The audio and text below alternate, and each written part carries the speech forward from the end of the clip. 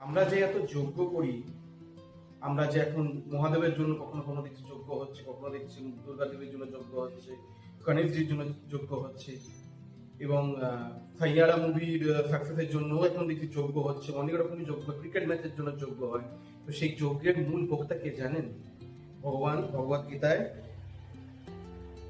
9 নম্বর অধ্যায় 24 নম্বর শ্লোকে খুব সুন্দরভাবে বলেছেন, অহং হি সর্বযজ্ঞানাং ভোক্তা চ প্রভু এব চ না তু মাম জানান্তি তস্মৈ ন অতচ্চব্বন্তি।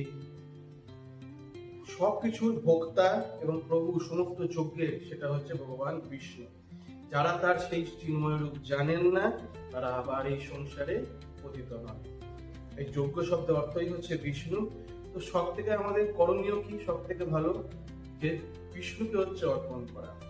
আমরা ধনন্দেহি জনন্দেহি অনেক কিছুই চাই, তো সবকিছুই আমাদের বিষ্ণুকে অর্পণ করা উচিত, বিষ্ণুর জন্য যজ্ঞ করা উচিত। কারণ আলটিমেটলি আমরা যার জন্যই যজ্ঞ করি না কেন, যে কোনো দেবদেবীদের জন্য যজ্ঞ করি না কেন, তার সবকিছুই যায় হচ্ছে ভগবান বিষ্ণুর কাছে। ভগবান বিষ্ণুর অনুমোদন ব্যতীত আমাদের কিছু পাওয়া সম্ভব না।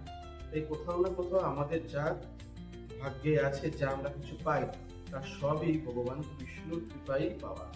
তাই বুদ্ধিমানের কাজ এটাই যে একেবারে হেডমাস্টারের কাছে যাওয়া, তাই নয় কি?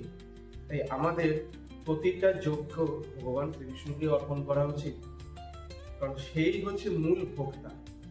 তাই আমাদের ক্রিকেট ম্যাচের জন্য সাইয়ারা মুভিকে বাদ দিয়ে ভগবানের প্রসন্নতার জন্য যজ্ঞ করা উচিত, যজ্ঞ করা অবশ্যই কর্তব্য। যারা এই সত্য জানে না বা মানতেও চায় না, তারা তাদের জীবনের চরম লক্ষ্য এটা নয় যে খাওয়া দাওয়া আর ঘুমো আর মরে যাও। তো অ্যাকচুয়ালি যেটা চরম লক্ষ্য, সেই চরম লক্ষ্যে তারা পৌঁছাতেও পারে না। তাই শ্রী বিষ্ণু আরাধনা, শ্রী বিষ্ণুর জন্য যোগ্য সব করা অবশ্যই আমাদের কর্তব্য।